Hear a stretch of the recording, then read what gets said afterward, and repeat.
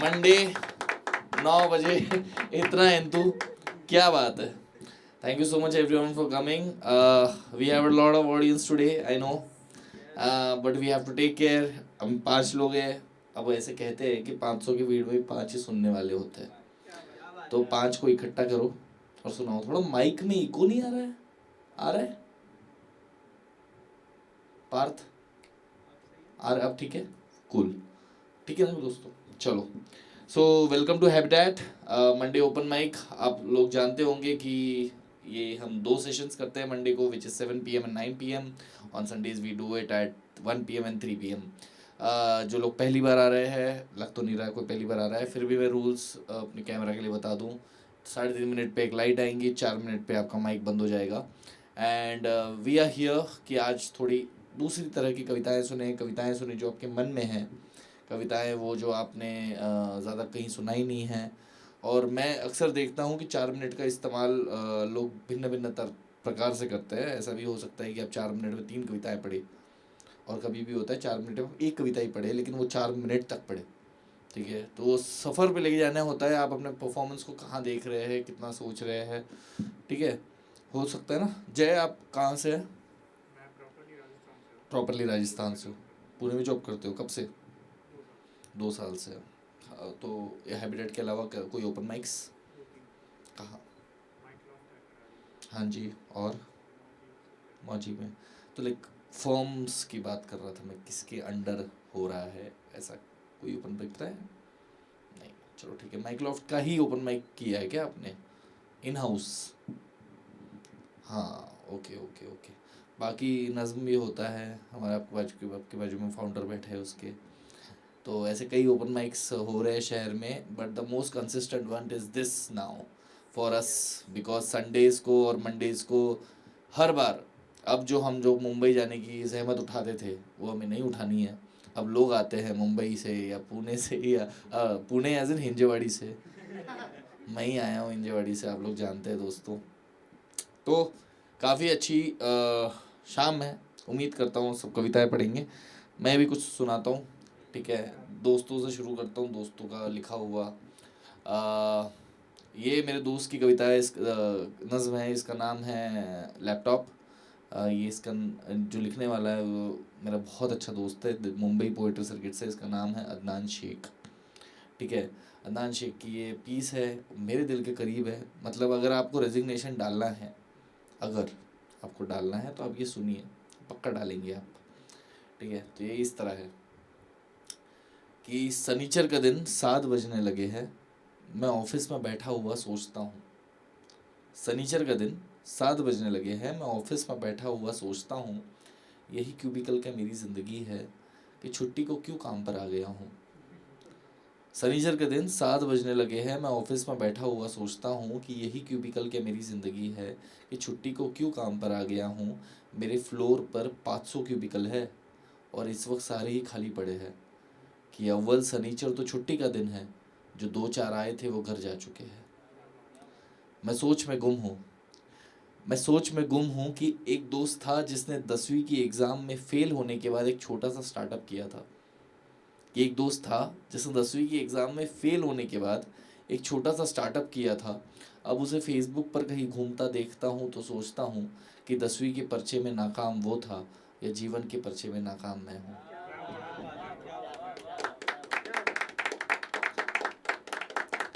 शनिचर का दिन 7 फिर से लेते हैं, बहुत अच्छी है, आपको पसंद आएगी। कि शनिचर का दिन 7 बजने लगे हैं, मैं ऑफिस में बैठा हुआ सोचता हूँ, यही क्यूबिकल के मेरी ज़िंदगी है कि छुट्टी को क्यों काम पर आ गया हूँ।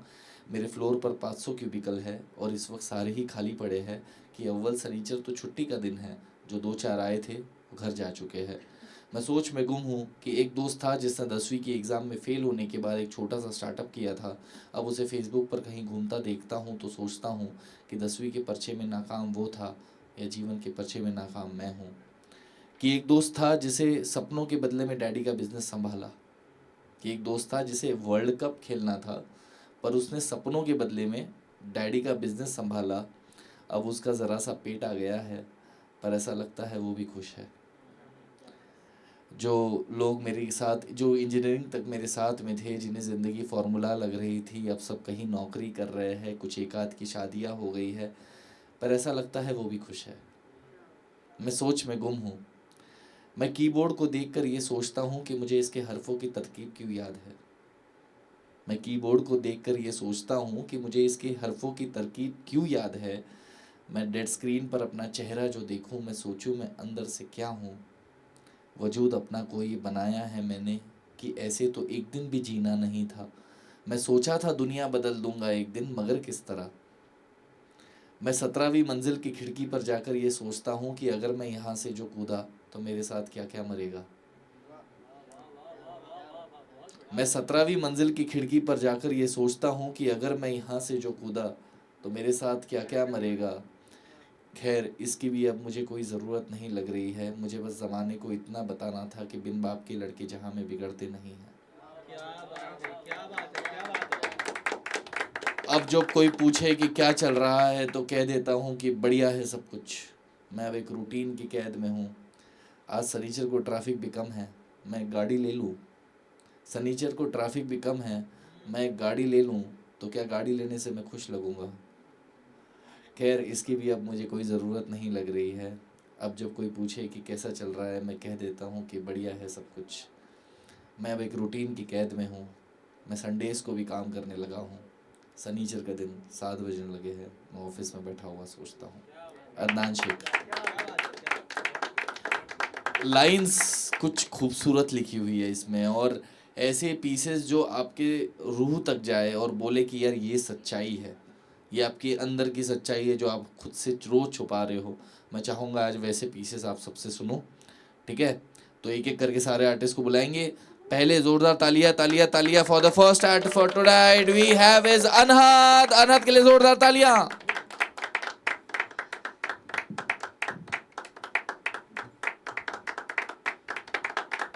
शुक्रिया शुक्रिया शुक्रिया। कैसे हो सब लोग? बढ़िया। तो मैं एक ख्याल और एक कविता लेके आया था। ख्याल ये था कि समुद्र मंथन में सबसे पहले मिला था हलाहल विष, और सबसे आखिरी में मिला था अमृत कलश जो देवताओं के हिस्से आया। पर जब मनुष्यों को कुछ देने की बात आई होगी तो एक बूंद विष एक बूंद अमृत मिलाकर बनी होगी कविताएं, क्योंकि जीते जी कविताएं मारती है हर लिखने वाले को, पर जब वो मर जाता है तब सबकी जुबान पे उसे अमर कर देती है। और कविताएं मुझे अक्सर मेरे घर लेके जाती है। फिर घर में बैठे बैठे मैं सोच रहा था कि घर दो तरह के हो सकते हैं क्या? हाँ, हो सकते हैं, मजबूत घर और कमज़ोर घर। इसलिए मैं सोचता हूँ उन लोगों का जो क्या क्या कितना सहते हैं। क्या हम जैसे ही दिखते होंगे जो कमज़ोर घरों में रहते हैं? कमज़ोर घरों की दीवारें यारों कच्ची बनी नहीं होती, मेज़ दराज खिड़की भी टूटी पड़ी नहीं होती।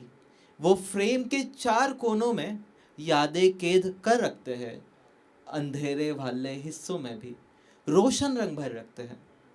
पर कमज़ोर घर यूं तो दो कमरों के होते हैं, एक में बड़े चीखते हैं, दूसरे में बच्चे रोते हैं। कि कमजोर घर यूं तो दो कमरों के होते हैं, एक में बड़े चीखते हैं, दूसरे में बच्चे रोते हैं। फिर आती है बेल्ट की आवाज, फिर आता है बच्चों का रोना, फिर आती है बेल्ट की आवाज, फिर आता है बच्चों का रोना। घर के बड़ों का आफा खोना, आखिर में बेल्ट की आवाज जीत जाती है और बच्चों की आवाज वो सुस्कियों में मिट जाती है। कमजोर घरों में इस सिलसिले को झगड़ा कहा नहीं जाता, प्यार भरी नोक झोंक से ज्यादा कुछ और कहा नहीं जाता। कमजोर घरों में सब खामोशी में खाना खाते हैं, निकल के एक दो आंसू आंखों से खाली निवालों में गिर जाते हैं। शुक्रिया। कमजोर घरों के बच्चे बड़े सपने छोटी आजादी में दब जाते हैं, फिर निकलते ही कमजोर घरों से दुनिया में रौंदे जाते हैं। इसलिए मैं कहता हूं कि दीवारें चाहे बेरंग सही, चाहे दो चार अलमारी कम रहे, कभी खरीदो जो मैं मकान अपना, तो कमजोर ना मेरा घर बने, शुक्रिया।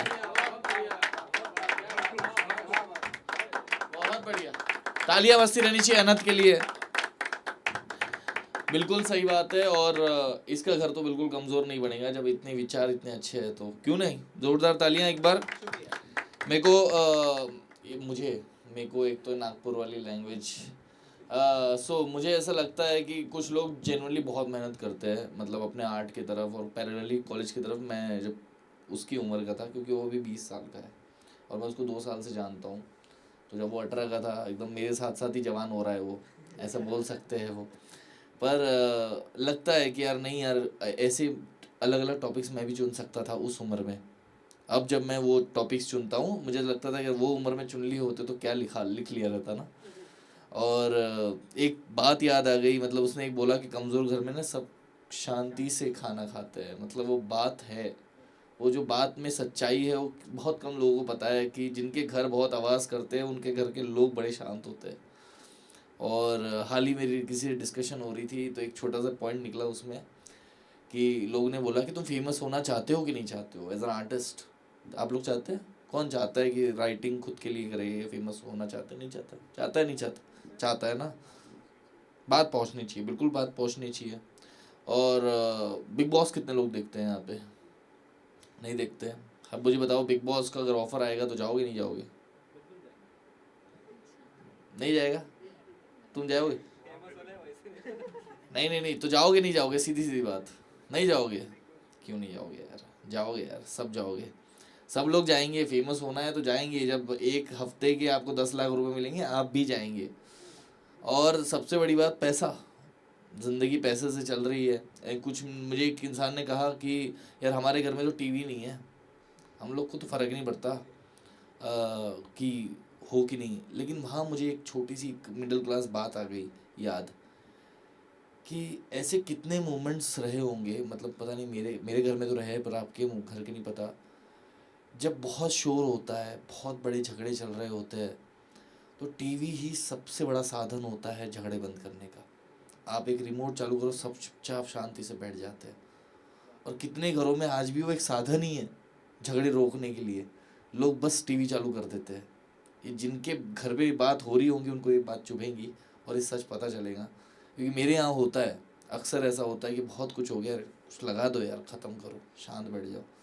तो मैं चाहूँगा कि आप अपने मन की बात ऐसे रोके नहीं कि। और उसी में अमजद इस्लाम अमजद साहब का एक पीस है, एक छोटी सी गज़ल है, मैं सुनाऊँ आपको कि ये तो मेरी बहुत पसंदीदा है कि तेरे इर्द गिर्द वो शोर था, तेरे इर्द गिर्द वो शोर था, मेरी बात बीच में रह गई। तेरे इर्द गिर्द वो शोर था, मेरी बात बीच में रह गई। ना मैं कह सका ना तू सुन सका, मेरी बात बीच में रह गई। मेरे दिल को दर्द से भर गया, मुझे बेयकीन सा कर गया। तेरा बात बात पे टोकना, मेरी बात बीच में रह गई। कहीं बेकिनार थी ख्वाहिशें, बेकिनार यानी कॉर्नर की गई। कहीं बेकिनार थी ख्वाहिशें, कहीं बेशुमार थी हसरतें, कहीं आंसुओं का हुजूम था, मेरी बात बीच में रह गई। और ये शेर देखिए कि तेरी खिड़कियों पे झुके हुए कई फूल थे हमें देखते, तेरी खिड़कियों पे झुके हुए कई फूल थे हमें देखते, तेरी छत पे चांद ठहर गया, मेरी बात बीच में रह गई। और एक और है इसका कि हाँ, मेरी ज़िंदगी में जो लोग थे, ये इसमें दर्द देखिए कि मेरी ज़िंदगी में जो लोग थे मेरे आस पास से उड़ गए। ये बहुत ही सच्चा शेर है कि मेरी ज़िंदगी में जो लोग थे मेरे आस पास से उड़ गए, मैं तो रह गया उन्हें रोकता, मेरी बात बीच में रह गई। क्या बात है, क्या बात है। और इसका आखिरी शेर ऐसा है कि मुझे वहम था कि तेरे सामने नहीं खुल सकेगी ज़ुबान मेरी, मुझे वहम था कि तेरे सामने नहीं खुल सकेगी ज़बां मेरी, तो हकीकतन भी वही हुआ, मेरी बात बीच में रह गई। अमजद इस्लाम अमजद साहब के लिए ज़ोरदार तालियां दोस्तों। अगले आर्टिस्ट को बुलाते हैं, ज़ोरदार तालियां कंटिन्यू करें फॉर नवीन।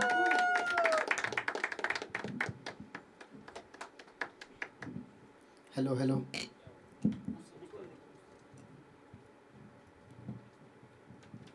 यस। तो अक्सर मैं हिंदी पोइट्री सुनाता हूँ, सोचा आज कुछ मराठी सुनाते हैं। तो मराठी बोलले तो यादात मला आठवण येते छत्रपती शिवाजी महाराजांची. तर त्यांच्यावरच एक छोटीशी कविता लिहिली आणि त्यानंतर या जगात घडत असलेल्या काही अन्यायाविरुद्ध मी बोलतो आहे. तर लिहिलं आहे असं की ज्यांच्यासमोर शत्रूही नतमस्तक होतो असे आमचे राजे होते. की ज्यांच्यासमोर शत्रूही नतमस्तक होतो असे आमचे राजे होते. आपल्या प्रजेसाठी हिंदू राष्ट्र उभा केला असे आमचे राजे होते. कधीच विचार नाही केली त्यांनी स्वतःचा. की कधीच विचार नाही केली त्यांनी स्वतःचा. प्रजेसाठी प्राणही दिले असे आमचे राजे होते. वयाच्या 16व्या वर्षी तलवार घेऊन वयाच्या 16व्या वर्षी प्रजेसाठी सेवा करायला निघाले. वयाच्या 16व्या वर्षी प्रजेसाठी सेवा करायला निघाले. स्त्रीला आई समान बघण्याची शिक्षण दिले असे आमचे राजे होते. की स्त्रीला आई समान बघण्याची शिक्षण दिले असे आमचे राजे होते. प्रजेसाठी प्राणही अर्पण करायला कधी विचार नाही केला त्यांनी. प्रजेसाठी प्राणही अर्पण करायला कधी विचार नाही केला त्यांनी. असे आमचे वीर छत्रपती शिवाजीराजे होते. की असे आमचे वीर छत्रपती शिवाजीराजे. तर अजून एक कविता असं आहे की ज्या जगात जे घडत असलेल्या छोट्या मोठ्या म्हणजे मुलींविरुद्ध अन्याय जे चालत आहेत त्यावर लिहिलं होतं की हे जे वाईट नजरेने बघतात तुझ्याकडे, हे जे वाईट नजरेने बघतात तुझ्याकडे, यांचे डोळे काढून टाक. तुमच्यावर अत्याचार करणाऱ्या या भडव्यांना गाडून टाक. की हे जे वाईट नजरेने बघतात तुझ्याकडे यांचे डोळे काढून टाक. तुमच्यावर अत्याचार करणाऱ्या या भडव्यांना तिथे जाळून टाक. किती दिवस रे हे तू अन्याय सहन करशील. की किती दिवस रे हे तू अन्याय सहन करशील. घेऊन अवतार या कालीचा या राक्षसांना संपवून टाक. एकदा घेऊन अवतार कालीचा या राक्षसांना संपवून टाक. असल्या लोकांना पाहून राजा आज खरंच तुमची आठवण येते. की असल्या लोकांना पाहून राजा आज मला खरंच तुमची आठवण येते. घेऊन जन्म पुन्हा या अफजल खानच्या अवलादींना गाडून टाक. राजा घेऊन जन्म पुन्हा या अफजल खानच्या अवलादींना गाडून टाक. की आई जिजाऊ आणि तुमच्या विचाराने चालतोय हा मावळा. की आई जिजाऊ आणि तुमच्या विचाराने चालतोय हा तुझा मावळा. एकदा सुटू दे हातात अडकलेला साकळ्या. की एकदा सुटू दे या हातात अडकलेला साकळ्या. नाही यांचे घरं जाळली माझ्या नावासमोरचा मावळा काढून टाक. नाही यांचे घरे जाळली की माझ्या नावासमोरचा मावळा काढून टाक. की काय बिघडलं होतं रे त्या चिमुकल्याने तुझं. की काय बिघडलं होतं रे त्या चिमुकल्याने तुझं. यांच्यावर आग टाकण्याआधी आपल्या घरात आई बहिणी आहेत हे विचार करून टाक. की काय बिघडलं होतं रे त्या चिमुकल्याने तुमचं. यांच्यावर आग टाकण्याआधी आपल्या घरात आई बहिणी आहेत हे विचार करून टाक. राजा धिक्कार करतो मी माझ्या या आयुष्याचा. की राजा धिक्कार करतो मी माझ्या या आयुष्याचा. हे सगळं डोळ्यांनी पाहूनही सुद्धा हा तुझा मावळा आज शांत बसला. हे सगळं डोळ्यांनी पाहूनही सुद्धा हा मावळा आज तुझा शांत बसला. घे तुझी तलवार, घे तुझी तलवार. राजा आज मला संपवून टाक. राजा आज मला संपवून टाक. Thank you so much.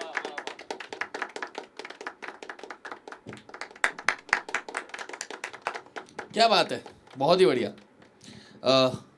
आपको समझा नहीं समझा? हाँ, मराठी नहीं आती. मराठी कैसे नहीं आती? हाँ, आप बाहर मिलो मेरे को सब. मतलब मारो नका.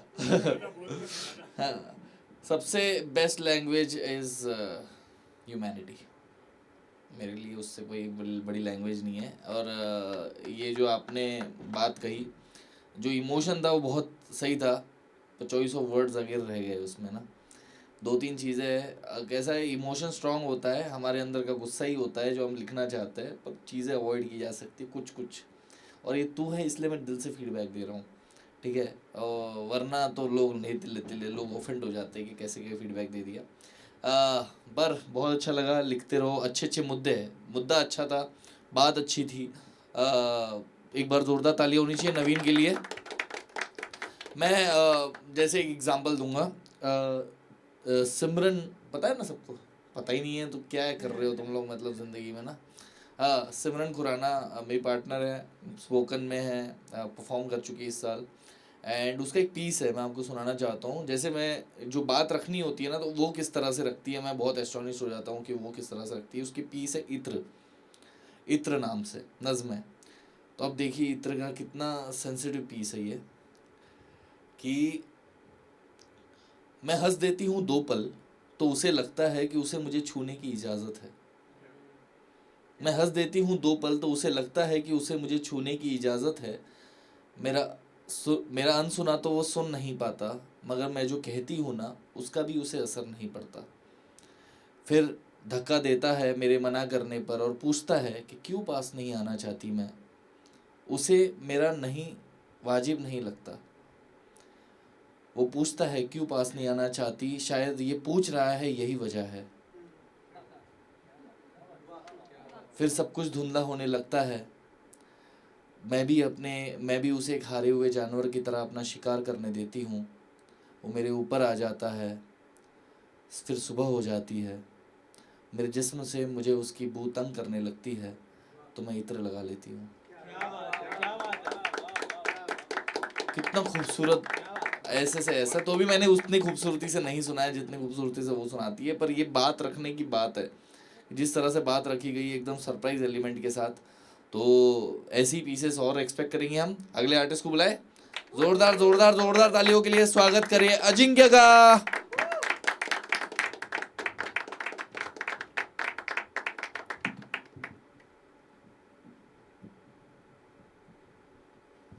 हॅलो,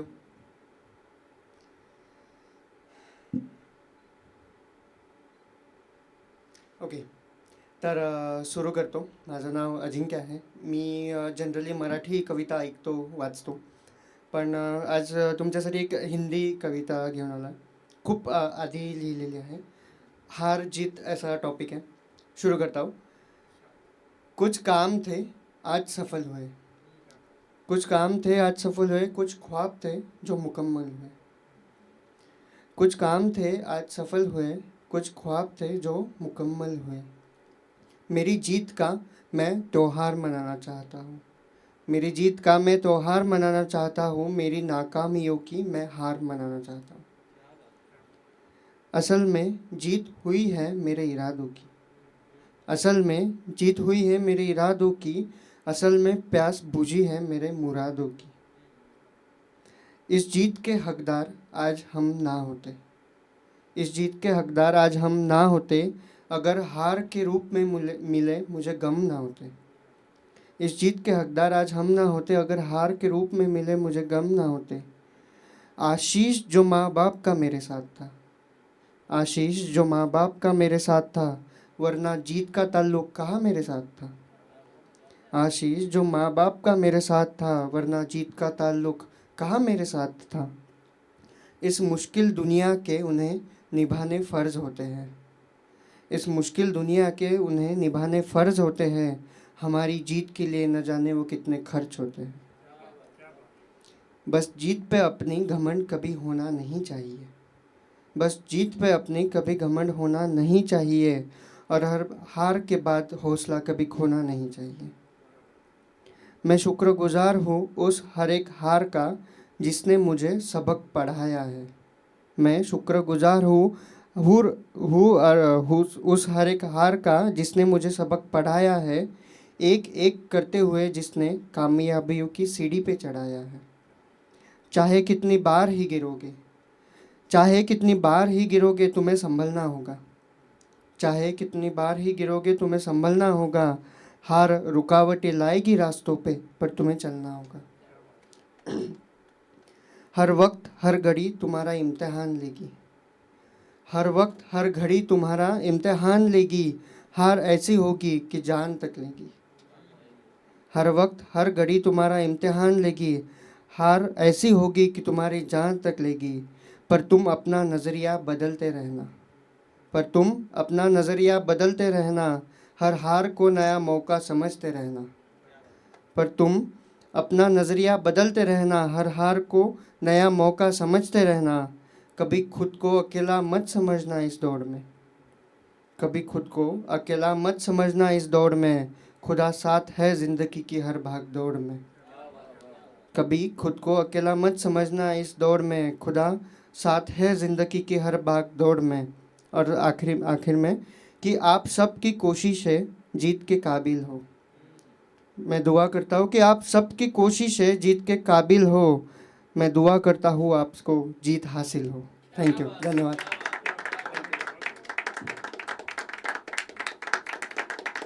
बहुत बढ़िया.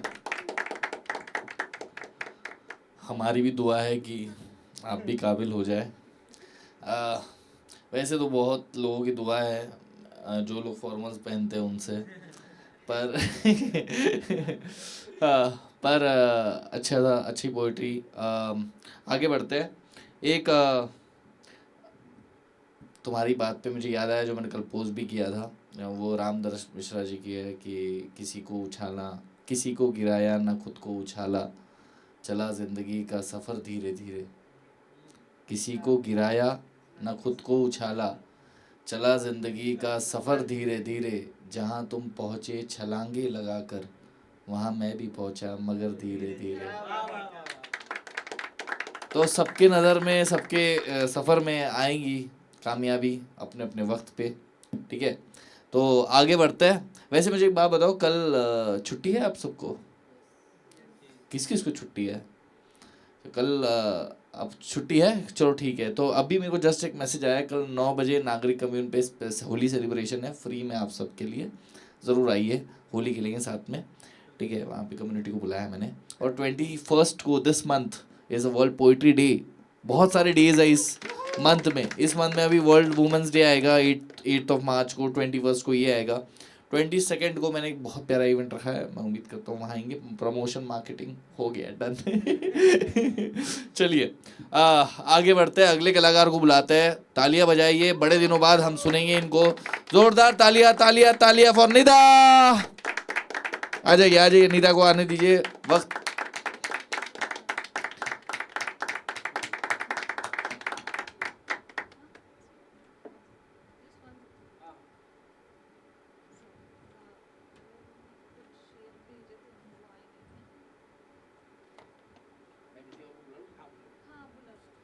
ठीक है, चलो निदा को हम थोड़ी देर बाद सुनेंगे। अब हम अगले कलाकार को सुनते हैं, वो जो आए हैं आज दूसरी बार, जिन्हें मैं भी दूसरी बार ही सुनने वाला हूँ। जोरदार तालियां फॉर जय।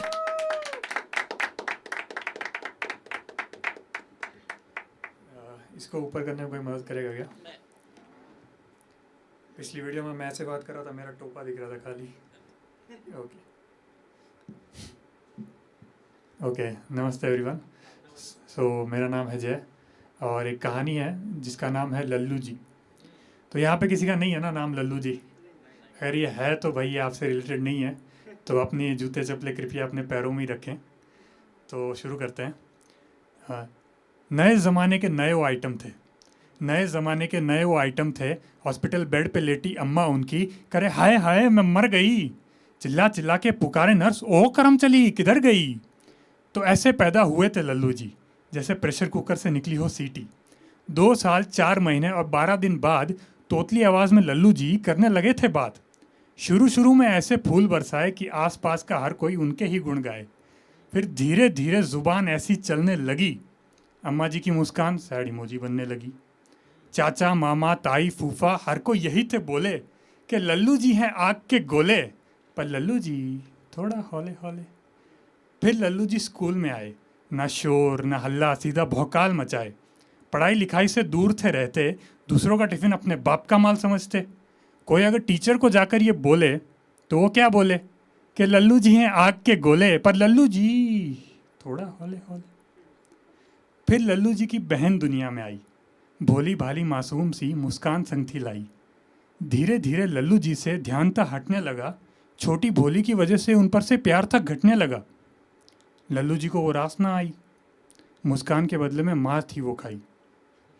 वो अगर अम्मा पापा को जाकर ये बोले तो वो क्या बोले कि लल्लू जी हैं आग के गोले, तुम चिल्लाओ मगर थोड़ा हौले हौले, आस पड़ोस में कोई सुन ना ले। अब था लल्लू जी के जवानी का दौर, अब हमारा टाइगर करेगा रॉर। जवानी का जोश खूब था बढ़ने लगा, लल्लू जी का राज था चलने लगा। पिता थे उनके पॉलिटिशियन और वो थे कॉलेज के नामी गुंडे, आती जाती लड़कियों के शर्ट बटन पे टिकाए रखते थे नजरें। हाथ पकड़ना छीना झपटी यही तो भाषा उनको आती थी। उनकी चक्की पे हर रोज़ कोई लड़की आटे सी पीसी जाती थी। वो अगर पुलिस को जाकर ये बोले तो वो क्या बोले कि लल्लू जी हैं आग के गोले, तुम आवाज़ रखो अपनी हौले हौले। फिर हमारे लल्लू जी को लोभ हुआ, पर ख्याल रखना इज्जत करना ये सब उनसे कभी ना हुआ। लड़की ने मुंह पे रिजेक्ट बोल डाला, और लल्लू जी के गुस्से का मीटर तोड़ डाला। लल्लू जी खून से ऐसे लथपथाए, जाके उसके मुंह पे एसिड फेंका है। लड़की ने ज़माने से इंसाफ मांगा, लड़की ने ज़माने से इंसाफ मांगा, बट ज़माना क्या बोले कि लल्लू जी हैं आग के गोले और हम सब अंधे बहरे। Thank you so much.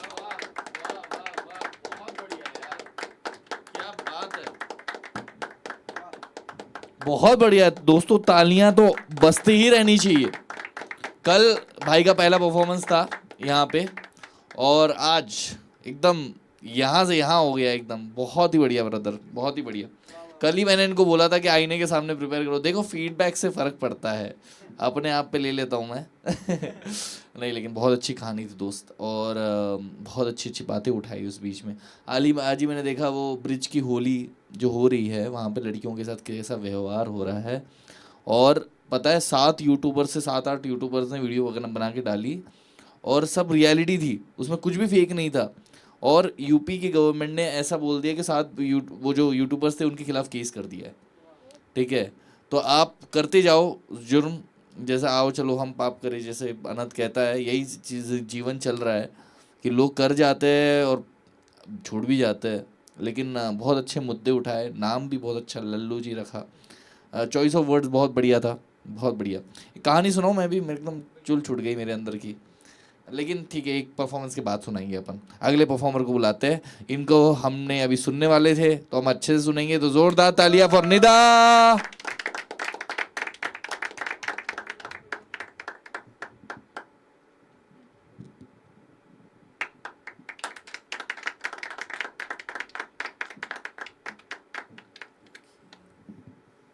Hello everybody. So आपकी कहानी बहुत अच्छी थी। फ़िलहाल मैं कुछ शेर लाई हूँ, तो कहना चाहती हूँ कि सॉरी, आँखों में आंधी लिए, आँखों में आंधी लिए कलम से सैलाब लिखती हूँ। मैं नूरुल ऐन आज आंधियों से अपनी बात लिखती हूँ। क्या बात है। मेरा लक़ब नूरुल ऐन है शायर में। तो एक शेर सुनाना चाहती हूँ कि मझधार के मौजी की लज्जत राहत में नहीं है, मझधार के मौजी की लज्जत राहत में नहीं है। घर जो तूफ़ान पर बना ले मकान उसका साहिल नहीं है। रास्तों की धूल जिसके चेहरे का नूर हो, रास्तों की धूल जिसके चेहरे का नूर हो, उसका सुकून मंजिल में नहीं है। शुक्रिया। एक और सुनाना चाहती हूँ। मेरा रहनुमा खुदा है, मेरा रहनुमा खुदा के सिवा कोई नहीं। अंधेरे में जो अपना अक्स छोड़ दे वो, सॉरी आज पता नहीं कि नर्वस हो रही हूँ। ओके, मेरा रहनुमा खुदा के सिवा कोई नहीं, अंधेरे में अक्स भी साथ छोड़ देता है। साथ देते हैं जो सुबह का मंज़र, वो शाम की धूप में सितारे नहीं निकलते। एक आखिरी शेर सुनाना चाहती हूँ। फिर कभी सुनाएंगे दास्तान ज़िंदगी, फिर कभी सुनाएंगे दास्तान ज़िंदगी, ये वक्त ही तो किसी की जागीर नहीं। और कहने हैं जो दिल के नगमे किस्से और बातें, ये नूरुल ऐन के लफ्ज़ उसके लिए काफ़ी नहीं। शुक्रिया।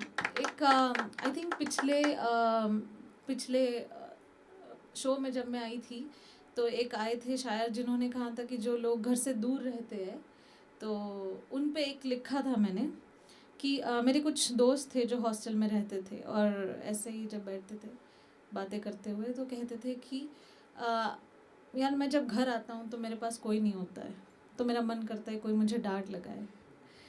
तो मैंने उस पर लिखा था कि इतने दूर आ गए हैं घर से इस पत्थर की दुनिया में, इतने दूर आ गए हैं घर से इस पत्थर की दुनिया में, माँ के हाथ की रोटी और मिट्टी के घड़े का पानी भी नहीं है।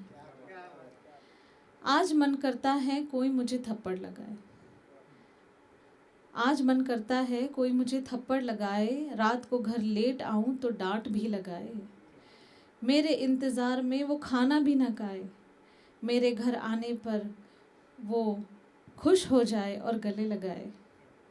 आज मन करता है कि मुझसे कोई नाराज़ भी हो और गुस्सा हो जाए, जितना प्यार है उतना ही प्यार जताए, और वो थप्पड़ डांट फटकार लगाए, पर पास हो मेरे वो साथ निभाए, वो साथ रह जाए। और आज मन करता है कि कोई मुझे थप्पड़ लगाए और अगर मैं शराब पी के घर आऊं तो मुझे होश में लाए। जब मैं थक कर घर आऊं तो वो मुझे सिरहाने बिठाए, वो गोद में सुलाए। और आज मन करता है कि कोई मुझसे थप्पड़ लगाए, इस दुनिया में इस दुनिया में बुरे काम और लोगों से कैसे बचना है वो भी सिखाए। आज मन करता है कोई मुझे थप्पड़ लगाए। Thank you.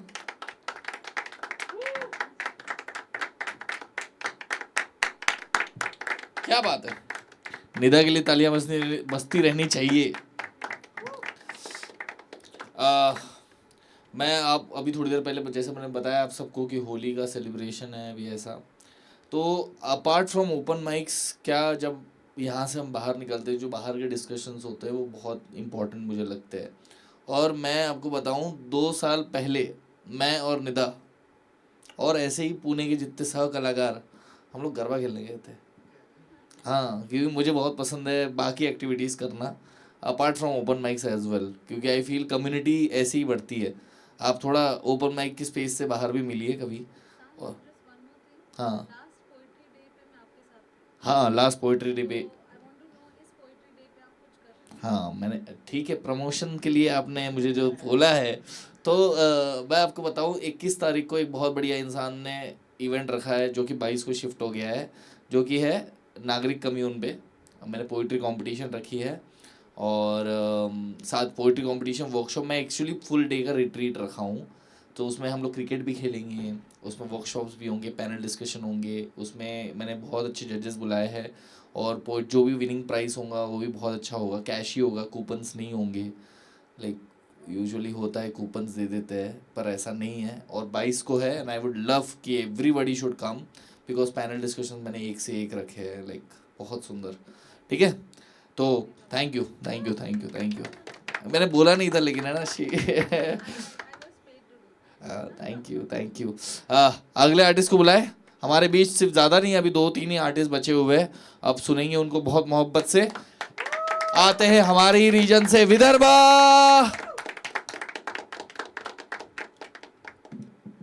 Hi hi hi, thank you so much guys.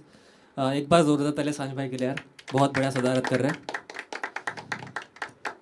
मैं पहली बार परफॉर्म कर रहा हूँ, ठीक है, तो अगर थोड़ा सा चूक जाए तो देख लेना। मंडे है, कुछ मोटिवेशनल से शुरू करते। यूजुअली ना मैं मोहब्बत पे पढ़ता हूँ, लेकिन मैं जब भी सांझ भाई परफॉर्म होस्ट करते हैं मैं मोहब्बत पे नहीं पढ़ता, क्योंकि बहुत सारे तरह तरह के फिर टॉपिक्स निकल जाते हैं ना। तो जैसे मोटिवेशनल है, अभी उन्होंने बताया कि वुमेंस डे है तो मुझे कंटेंट मिल गया, तो मैं उस पर भी कुछ सुनाऊंगा, ठीक है। तो पहले मोटिवेशनल से शुरू करते। ठीक है। हम सबकी ज़िंदगी में ना ऐसा दौर आता है कि जब बस आपको लगता है सब कुछ ख़त्म हो गया, अब कोई रास्ता ही नहीं है। लेकिन मैं इस बात पे बहुत बिलीव करता हूँ कि ईश्वर कभी कोई ऐसी मुसीबत नहीं बनाता जिसका कोई समाधान ना हो, जिसका कोई हल ना हो, ठीक है। तब कहा था कि सभी की जिंदगानी में ही ऐसा दौर आता है कि जब ईश्वर परीक्षा लेके हमको आजमाता है। सभी की जिंदगानी में ही ऐसा दौर आता है कि जब ईश्वर परीक्षा लेके हमको आजमाता है, मगर उस वक्त बस इस बात को तुम ध्यान में रखना कि पत्थर भी खुदा बनने से पहले चोट खाता है। क्या बात है, क्या बात है। ये सुनाने के बाद मुझे पता चला कि जो कॉन्टेक्स्ट दिया था वो अलग है ठीक है। तो उसका जो रेफरेंस था वो यूँ था कि एक दफ़ा जिसमें जाओ तो वापस लौट ही ना पाओ, एक दफ़ा जिसमें जाओ तो वापस लौट ही ना पाओ। कोई जंगल इतना ज़्यादा घना नहीं है दुनिया में। हर मुश्किल का हल होता है अगर तुम शिद्दत से ढूंढो। बिन चाबी के कोई ताला बना नहीं है दुनिया में। जैसे भाई ने बोला कि फेमस होना है एंड ऑल, है ना, सबको होना है, इस ज़माने में तो होना है। लेकिन इंडिया के यूथ को ना बहुत कुछ करने की तमन्ना है, लेकिन कंफर्ट जोन छोड़ना नहीं चाहते। भूल जाते हैं कि तैरना है तो नदी में उतरना पड़ेगा। तब कहा है कि चाहत है अगर दुनिया में तेरा भी अच्छा नाम बने, तो फिर उतनी मेहनत कर कि धीरे धीरे काम बने। चाहत है अगर दुनिया में तेरा भी अच्छा नाम बने, तो फिर उतनी मेहनत कर कि धीरे धीरे काम बने। घर में रहकर तुम्हें सफलता नहीं मिलेगी आखिर तक। राम को भी वनवास मिला, वो तब जाकर श्री राम बने।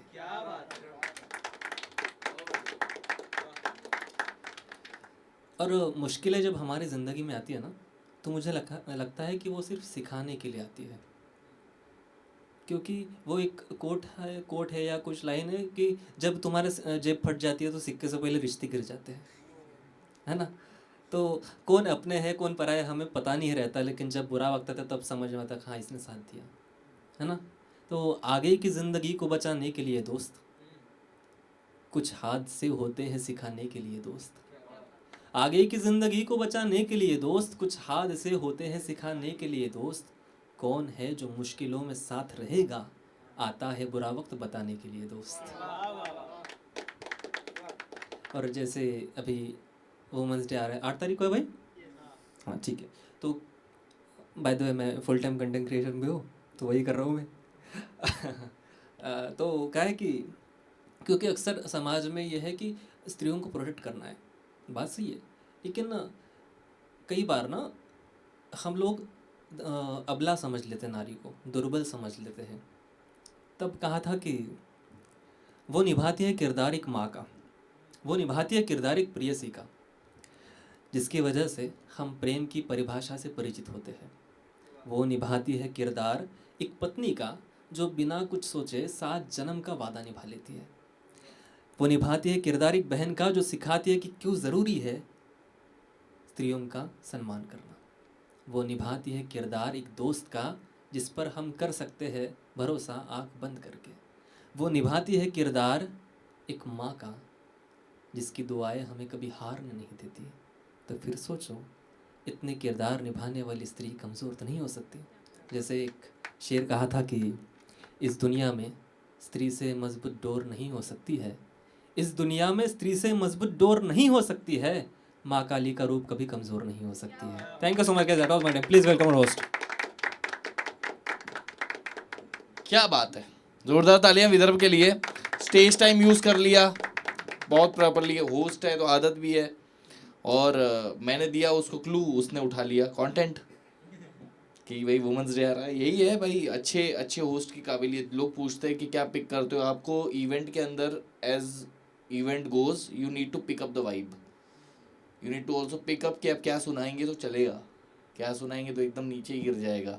नहीं क्या, कभी कभी पीस बहुत अच्छा होता है, लेकिन जो स्पॉट होता है अपना, वो बहुत गलत जगह पे फिट हो जाता है। चाहे 2 मोहब्बत सुना रहे, उसके बीच में आप आके पिता पे सुनाने चले जाओ, तो वो वाला स्पॉट हो जाता है, तो वो ध्यान रखना पड़ता है। नहीं क्या, वैसे एक और चीज़ मुझे बोलना था, जो मैं भी कुछ सुनाता हूँ, मैंने पिछली बार ही बोला था, लेकिन निदा जैसे बहर में लिखती है, और कितने लोग हैं जो बहर में लिखते हैं, बहर में भाई लिखते हैं। लेकिन जो लोग मैं कोशिश करता हूँ कि अगर आप लिख रहे हैं बहर में तो अच्छी बात है, लेकिन नहीं लिख रहे, अगर नहीं सीखा, या नहीं अगर आपने कोशिश की किसी से सीखने की जेन्युइनली, तो आप कह दे कि मैं ख्याल लिखता हूँ, आप ये कह दे कि मैं गज़ल नुमा ख्याल लिखता हूँ। क्योंकि कैसा है कि अभी करेक्ट हो जाए तो बेहतर है, फेमस होने के बाद ज़्यादा लोगों से गालियाँ पड़ती है, समझ रहे हो ना। तो इट्स बेटर कि आप पहले से ही बोल दो, क्योंकि अभी जिनको पढ़ रही है वो लोग नहीं सीखे, ठीक है। वो 2-3 लोग हैं ऐसे जिनको पढ़ती है गालियाँ, ठीक है। तो गज़ल नुमा ख्याल मैं सुनाता हूँ अभी आपको, ठीक है। हाँ जी, ओके नो प्रॉब्लम। एक बार अजिंक्य के लिए जोरदार तालियां बजाओ। हम लोग 10 मिनट में रैप कर ही रहे हैं। हाँ हाँ ठीक है, थैंक यू, ओके। तो ये तो बड़े दिनों बाद सुना रहा हूँ मैं, बहुत बहुत दिनों बाद, मतलब अब कोई स्पेसिफिक रील पड़ी हुई है मेरे प्रोफाइल पे, और ये पढ़ के भी नहीं सुना रहा हूँ मैं, ऐसे सुनाता हूँ मोहब्बत पे। तो कभी कभी हम मोहब्बत में जब ऐसे होते हैं कि हम एक छोर से एक आवाज़ लगाते हैं और सोचते हैं कि दूसरे छोर पे वो आवाज़ पहुँच रही हो, उस बीच कितनी कुछ आवाज़ें मिक्स हो जाती है और आखिरी छोर पे कुछ और सुनाई देता है। ये सब भीड़ में एक वर्ड है सखे, सखे सखी होता है। तो सखे गया था मैंने इस चीज़ को, और ये बड़े दिनों बाद मतलब ऐसा एकदम याद आ गया मेरे को, तो सुना रहा हूँ। तो इसका पीस का नाम है कि तुम सुन रही हो ना बात सखे। ठीक है। मुझे खुद से इतना इश्क नहीं है इस दर्द से जितना प्यार सखे, मुझे खुद से इतना इश्क नहीं है इस दर्द से जितना प्यार सके, तेरा जाना भी मेरे साथ रहा अब तुम रह जाना साथ सके, तुम सुन रही हो ना बात सके। मुझे खुद से इतना इश्क नहीं है इस दर्द से जितना प्यार सके, तेरा जाना भी मेरे साथ रहा अब तुम रह जाना साथ सके, तुम सुन रही हो ना बात सके। है खबर भी क्या जाना तुमको है जाती कैसे जान सके, जो भीतर तेरे छुपी कही है उससे करवाना पहचान सके, उसने ली है मेरी जान सके। मोहब्बत की इस लत का जाना बना कोई इलाज भी है, मोहब्बत को अक्सर लत से कंपेयर करते हैं कि मोहब्बत की इस लत का जाना बना कोई इलाज भी है, रोज़ तेरी यादों से लड़कर कहता आशिक आज़ाद भी है। मोहब्बत की इस लत का जाना बना कोई इलाज भी है, रोज़ तेरी यादों से लड़कर कहता आशिक आज़ाद भी है, सांझ रोता है हर रात सखे ये कैसी तेरी याद सखे, तुम सुन रही हो ना बात सखे। रहते हैं मेरे दर्द वहीं जिन नज़मों पे बजती ताली है। ये हिंट है, हिंट। रहते हैं मेरे दर्द वहीं जिन नज़मों पे बजती ताली है रूठे मुझसे शब्द सभी तेरी याद ने बात संभाली है, तेरी कला का वो गुलजार सखे तुम कर दो ना इजहार सखे, तुम सुन रही हो ना बात सके। इसका आखिरी बंद सुनिए कि देखी है तेरी राह कभी मेरी गलियों के मोड़ पर, देखी है तेरी राह कभी मेरी गलियों के मोड़ पर, अक्सर आसमां में दिखता नहीं शायर चांद ढूंढता रोड पर।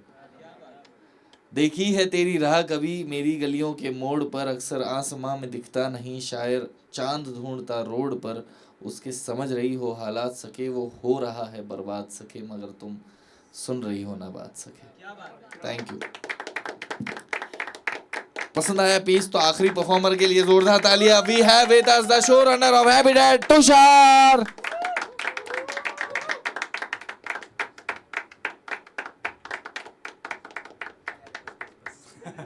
मिल जाएंगे फोटो सबको।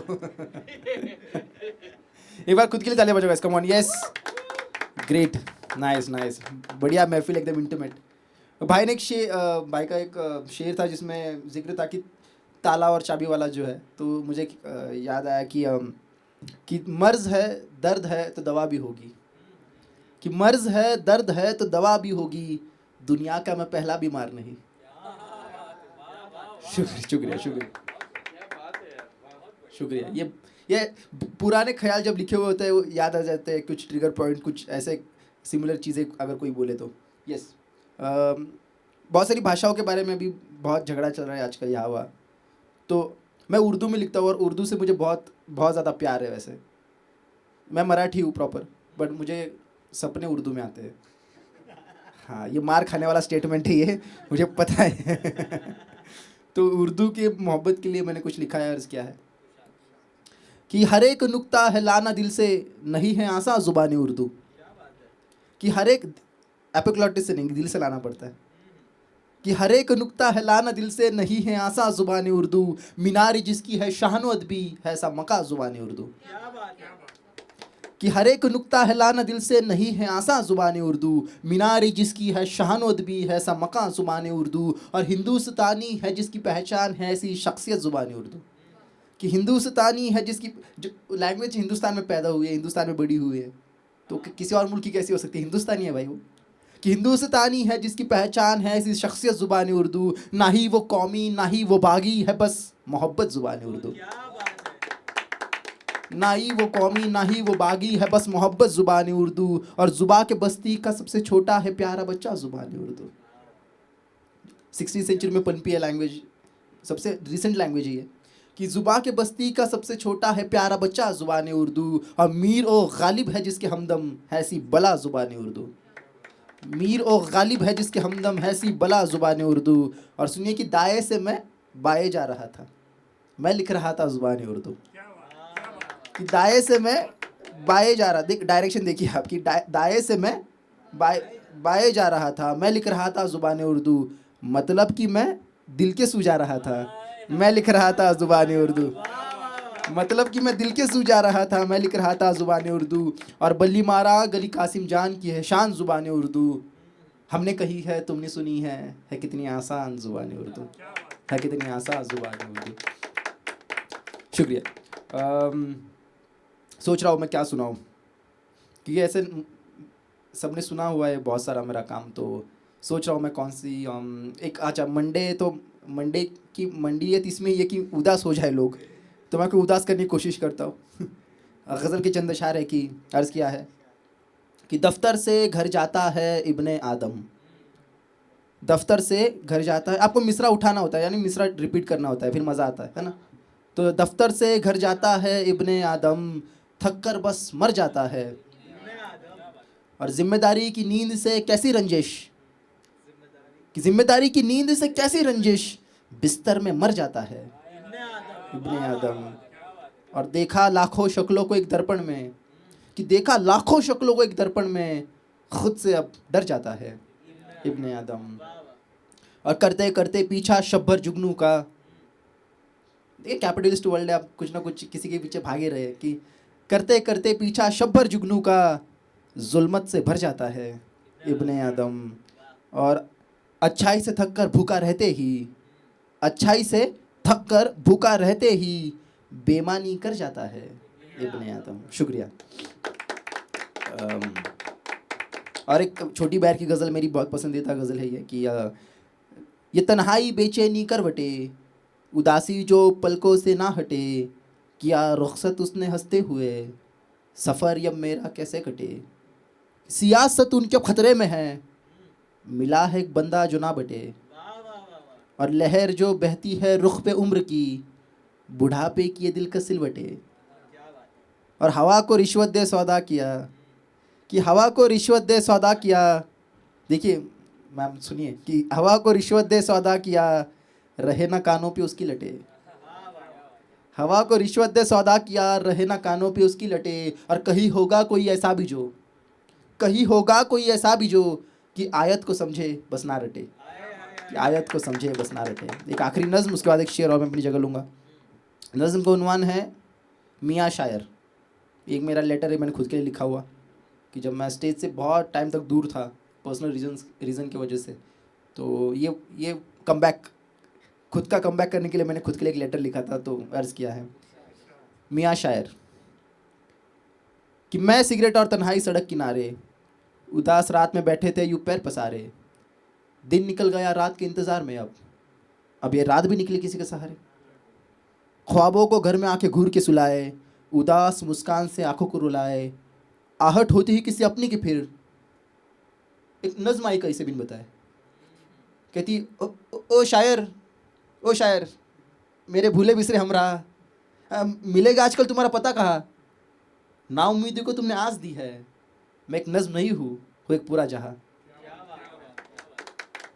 कि जैसे रास्ता याद करे राही को, हवा ढूंढे अपनी ही परछाई को, ये शब्द तेरे रूह के हिस्से है जो याद करे तेरी स्याही को। कि सूरजमुखी ना तन्हा हो तूने सूरज लिखा, कि कैसे समाज की मदद करते हम राइटर्स, कि सूरज अकेली सूरजमुखी ना तन्हा हो तूने सूरज लिखा, कोई खो रहा हो खुद को तूने धीरज लिखा। और जब कीचड़ उदास था खुद के होने पर यूँ, तूने कोमल गोद में उसकी नीरज लिखा। लिखा ख्याल उनके लिए बेहाल हुए जो, सुनाया उनका भी हाल पामाल हुए जो। और कहा मासूमियत से ये सारी आमद है, कहा मासूमियत से ये सारी आमद है, जो हाथ से तेरे सारे कमाल हुए जो। लिखा उसके काजल को कोई ठहरी रात, और बहा काजल तो लिखा बेरहम बरसात। लिखने से क्या होता है अगर पूछे कोई, दिखा दो मेहंदी में नाम लिखा दुल्हन का हाथ। तूने शब्दों के पौधों को पानी देकर मानी दिए, लावारिस जज्बातों को शब्दों से सानी दिए। दिल की सिया कोठरी में सारे शब्द बंद वो, लिख लिख तो गया उन्हें किरदार कहानी दिए कि आ जाओ मियाँ शायर अपने घर वापस, छोड़ दो कैद में रखा हो जालिम कफस, कलम स्याही कागज सारे उदास है, आ जाओ मियाँ शायर बुलाए सारे हम नफस, आ जाओ मियाँ शायर बुलाए सारे हम नफस। शुक्रिया। और ये आखिरी शेर बहुत पसंदीदा शेर है मेरा, ये मैं चाहता हूँ कि मैं जाऊँ पर ये शेर रहे, ये शेर जो है ये मेरे पीछे रहे मेरे साथ कि दोहरा ये शेर। हाँ, कोई पीछे तो रहने नहीं वाला है क्योंकि जिस तरह से मेरा रिलेशनशिप चल रहा है कोई नहीं टिकता है भाई, और मैं बेवफाई पे लिख भी नहीं सकता भाई, सारी गलतियाँ मेरी ही हैं, उनका बनता है छोड़ के जाना मुझे। कि शेर कुछ ये अर्ज़ किया है कि ज़िंदगी जीने के ऐसे कुछ ये हमने, मैं स्टैंड अप कॉमेडियन हूँ तो इसमें आपको हल्की झलक मिल जाएगी आपको कि ज़िंदगी जीने के ऐसे कुछ ये हमने सिलसिले बनाए हैं, और जिन दुखों का बन सका ना शेर उसके चुटकुले बनाए हैं। शुक्रिया हाज़रीन। जोरदार तालियां होनी चाहिए हमारे शो रनर के लिए, बहुत ही बढ़िया। और जैसे वो हमेशा हर चीज़ को एक आखिरी में ये जो उसका स्टैंडर्ड वाला शेर है कि जिन दुखों का बनाना शेर उनके चुटकुले बनाए हैं, मुझे बहुत रिलेटेबल लगती है कंसिडरिंग हर बात में अंदर एक ह्यूमर ढूंढना। वो बात है कि कितनी भी तकलीफ़ें आ जाए इंसान मुस्कुरा के, कोई भी मजाक उड़ा के, उस सिचुएशन का मजाक उड़ा के निकल जाता है वहाँ से, है कि नहीं। तो कुछ सुनाता हूँ और फिर ये महफिल को विदा देते हैं हम लोग। ये भी वो पीस है जो मुझे बहुत रिलेटेबल लगता है और देख के पढ़ रहा हूँ क्योंकि बहुत स्पेशल है, वन ऑफ दोज पीसेस जो मैं कभी यूजुअली सुनाता नहीं हूँ। मैंने अपना इंस्टाग्राम हैंडल रखा है 13_सांझ। जब ये बनाया था 2016 में अकाउंट, तब ये सोचा था कि मैं लेटर राइटिंग बहुत करता था, तो मुझे ऐसा लगता था कि कहानी या कुछ भी लिखूँगा उसके आखिरी में ऐसे ऐड कर दूँगा 13 सांझ। तो 13 सांझ के तौर पे वो चला और by God's grace touch wood बहुत अच्छा चलता है अपना इंस्टाग्राम। हाँ, तो ये एक पीस है, बहुत स्पेशल है, उम्मीद करता हूँ पसंद आएगा।